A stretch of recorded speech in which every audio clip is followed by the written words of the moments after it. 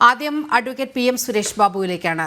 Advocate P M Suresh Babu, ഇന്ന് വളരെയധികം മുഴങ്ങിക്കേട്ട ഒരു ശബ്ദം എന്ന് പറയുന്നത് ഞങ്ങൾക്ക് വേണ്ടത് നഷ്ടപരിഹാരമല്ല. ഓരോ മരണങ്ങൾ ഉണ്ടാകുമ്പോഴും വലിയ രീതിയിൽ നഷ്ടപരിഹാരമൊക്കെ പ്രഖ്യാപിക്കപ്പെടുന്നു. പക്ഷേ നഷ്ടപരിഹാരത്തിനപ്പുറം ഞങ്ങൾക്ക് ജീവനാണ് വലുത്, ഞങ്ങൾക്ക് ഈ മണ്ണിൽ ജീവിക്കണമെന്ന് മലയോര ജനത ഉറക്കെ പറയുകയാണ്. ഒരു തരത്തിലുള്ള ഇടപെടലുകളും സർക്കാരിൻ്റെ ഭാഗത്തു നിന്ന് ഉണ്ടാകുന്നില്ല എന്ന വലിയ വിമർശനം പ്രതിപക്ഷം ഉയർത്തുകയും ചെയ്യുന്നു. ഇതിൽ എന്താണ് പരിഹാരം?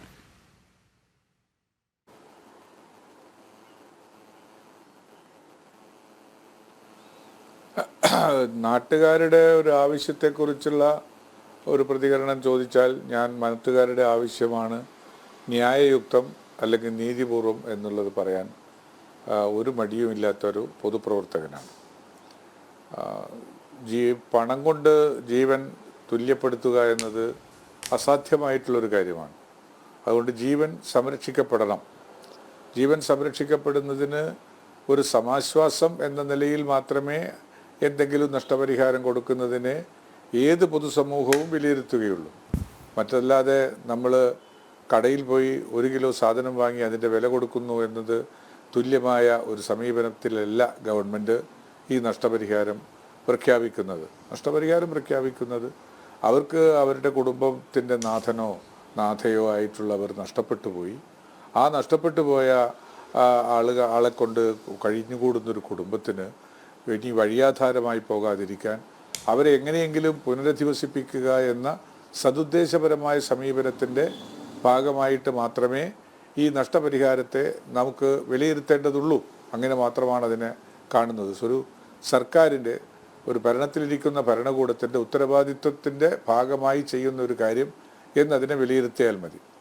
പക്ഷേ രണ്ടാമത്തെ കാര്യം താങ്കൾ അങ്ങ് രണ്ടാമതായിട്ട് പറഞ്ഞിരിക്കുന്നത് ഇതിനെതിരായി ഒന്നും സർക്കാരിൻ്റെ ഭാഗത്ത് നിന്ന് ചെയ്യുന്നില്ല എന്ന് ഒരു പൊതുവായ ഒരു കമൻറ്റ് ഉണ്ടാകുന്നത് ഖേദകരമാണ്.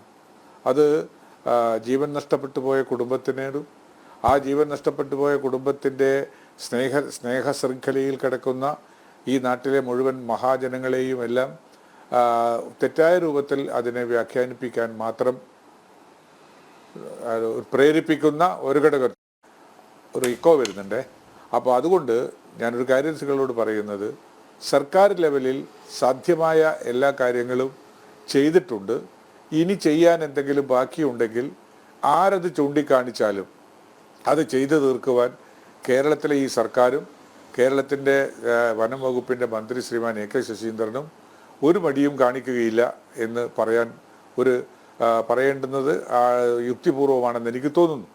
അല്ലാതെ ഒരു തരത്തിലുമുള്ള സ്ലാഗ്നെസ്, ഭരണപരമായ ഒരു തരത്തിലുള്ള ഒരു ലക്ഷ്യമില്ലായ്മ ഒന്നും ഇതിനകത്ത് കാണുകയില്ല. പക്ഷെ നമുക്ക് മനുഷ്യസാധ്യമായ കാര്യങ്ങൾ, കാട്ടാന പല കാരണങ്ങളാൽ കാട്ടിൽ നിന്ന് ഇറങ്ങി വരികയാണ്. പല കാരണങ്ങളുണ്ട് അതിന് വേണ്ടുന്ന കുറേ കാര്യങ്ങളിൽ നമുക്ക് എത്രത്തോളം ചെയ്യാൻ കഴിയും, എത്രത്തോളം ചെയ്തിട്ടുണ്ട്. അവിടെയാണ് നമ്മൾ സർക്കാരുമായി കലഹിക്കേണ്ടുന്നൊരു വിഷയം.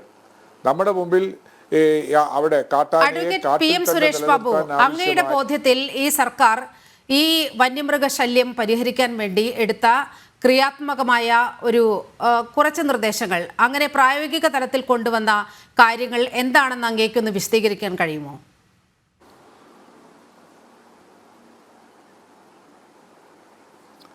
അത് എന്തൊക്കെയാണെന്ന് പറഞ്ഞാൽ, ഒന്ന് അവിടെ ഫെൻസിങ് ഉണ്ടാക്കുക എന്നുള്ളതാണ്. ഫെൻസിങ്, കാട്ടാനയുടെ വരവിനെ തടയാൻ പറ്റുന്ന ഫെൻസിങ്. പക്ഷേ ഇപ്പോഴും അത് ഗവൺമെൻറ്റുമായി ബന്ധപ്പെട്ടു. 2 കിടങ്ങുകൾ കീറി കൊടുക്കുക എന്നുള്ളത്. ഈ പറയുന്ന 10-600 കിലോമീറ്റർ നീളത്തിൽ മുഴുവൻ കാട്ടാന എവിടെയൊക്കെ ഉണ്ട് എന്നുള്ളതിനെക്കുറിച്ച് നമുക്ക് പെട്ടെന്നൊന്നും സങ്കല്പിക്കാൻ കഴിയില്ല. ഒരു പക്ഷേ ആർട്ടിഫിഷ്യൽ ഇൻ്റലിജൻസ് ഉപയോഗിച്ചുകൊണ്ട് ചിലപ്പോൾ വനം വകുപ്പ് ഉദ്യോഗസ്ഥന്മാർക്കൊക്കെ കണ്ടുപിടിക്കാൻ കഴിയുമായിരുന്നു.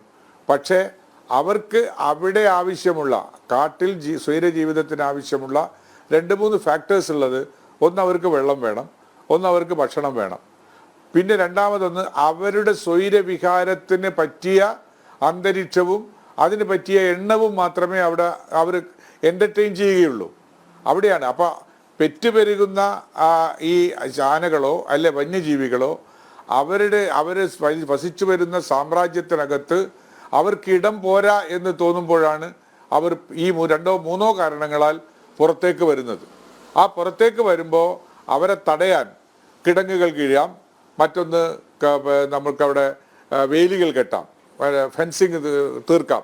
പക്ഷേ ആനയെ പോലെയുള്ള ഒരാളാണ് മനുഷ്യനെയും മരത്തെയും ഒക്കെ ഒരു തുമ്പിക്കൈ കൊണ്ട് എടുത്തെറിയാൻ കഴിയുന്നിടത്ത് ഈ കിടങ്ങുകളോ അതല്ലെങ്കിൽ കിടങ്ങുകൾ പിന്നെയും പ്രായോഗികമാണ്, അതല്ലെങ്കിൽ വേലികളോ ഒന്നും അത്ര പ്രായോഗികമല്ല. അതൊക്കെ ചവിട്ടി താഴ്ത്തി എടുത്ത് അവ നാടൻ പ്രദേശങ്ങളിലേക്ക് കടന്നു വരുന്നത് നമുക്ക് കാണാൻ കഴിയും. അതിനെ തടയണമെങ്കിൽ വലിയ തോതിലുള്ള സാമ്പത്തികമായ ഇൻവെസ്റ്റ്മെന്റ് ആ കാര്യത്തിൽ ഉണ്ടാകണം. വലിയ ഇൻവെസ്റ്റ്മെന്റ് വേണമെന്നാണ് അഡ്വക്കേറ്റ് PM സുരേഷ് ബാബു ചൂണ്ടിക്കാട്ടുന്നത്.